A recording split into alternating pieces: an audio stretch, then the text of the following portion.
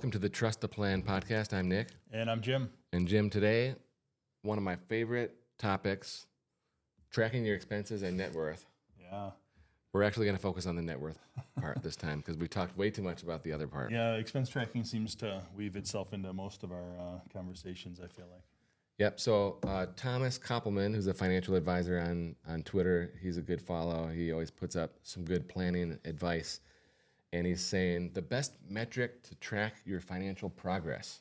What is it? Net worth. So, Jim, what's a net worth mean? Add up all the assets, take away all the liabilities, and what's the number? There you go. So, it's not just enough to know what your net worth is today, but we want to track it over time. And it's really fun to see improvement as assets grow and liabilities decline. Mm-hmm. And so even if you're looking at 1 month, presumably you're able to save money every month. Mm-hmm. So your net worth is growing and you're making payments on your car loan or your mortgage. And so your liabilities are going down. So regardless of what happens to your real estate values or portfolio values, the baseline is that your net worth should be growing every month. Mm-hmm. And that's a fun thing to look at. I've done this since before 2008. And in 2008, my computer crashed and the Excel file was lost forever. So my data starts after that, like 2008, 2009, which is why I say use Google Sheets. Yeah. And so it's always in the cloud and it can't be lost when your computer crashes. So Thomas provides a little sample here. He says, like, what's your bank, your investments, your real estate, life insurance, cash value, other assets. I'm not sure what that means here. But then you have credit cards, mortgages. So this person has a net worth of $2.3 million. We're going to take it to the next level here. And we're going to say, and this can be found at peakwm.com/expenses. This is just an image of our Excel file. Remember, Google Sheets, not Excel.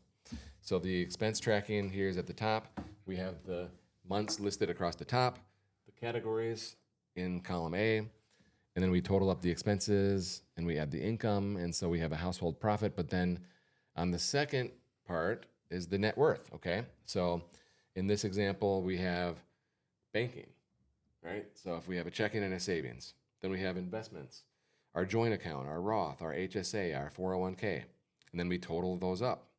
Then real estate, we have our house and our rental property and maybe our cottage or maybe none of the above. But we want to fill that in. Then our debts, usually mortgage, home equity line, credit card. And then we total up the debt. And then we have each month, we're going to do this. We can see our total net worth growing over time. And also you can set it up so you have the year over year change. So we have monthly change, year over year change. And then we can see over years how exciting this can be. Okay.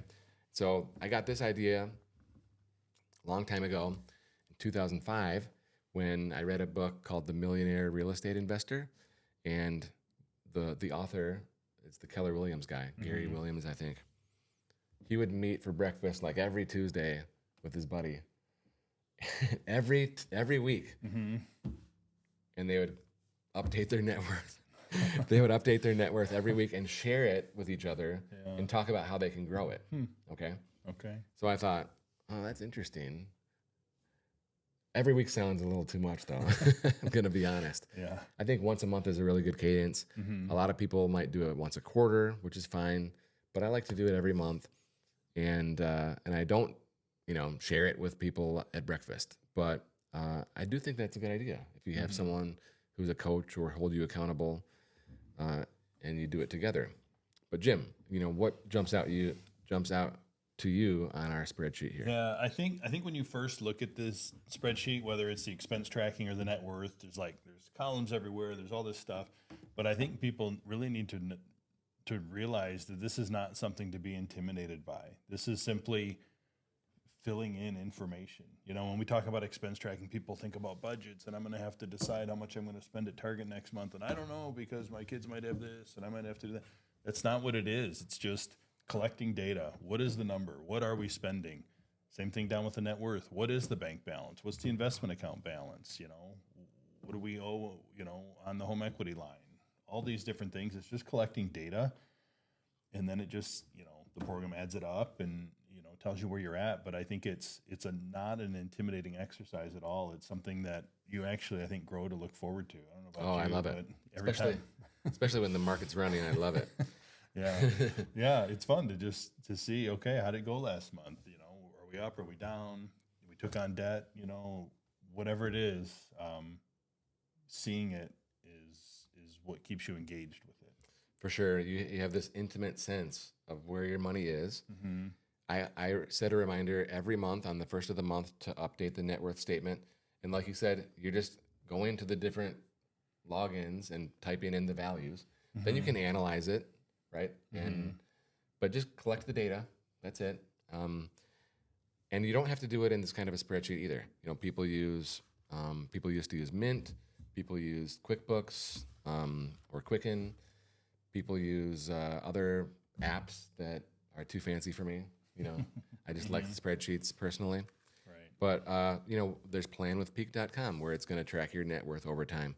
But like the reason why I like to have the spreadsheet is because when, like, say, Ameritrade or Schwab or Fidelity are feeding the values into eMoney, planwithpeak.com, and there's a break in the connection, like all of a sudden there'll be a drop in your net worth for $100,000 for that month.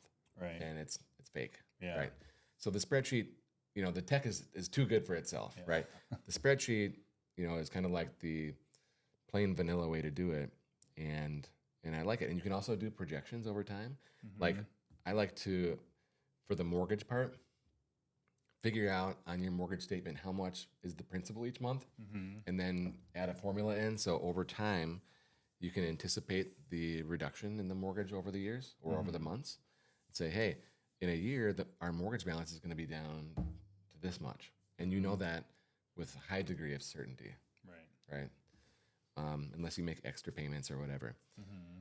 So, so you don't have to be like Gary Keller and do it every week, but you can be like me and do it every month. Mm-hmm. And I'm happy to talk to you about it every month too. If you want to have that kind of a conversation with a coach and to be accountable. So closing thoughts.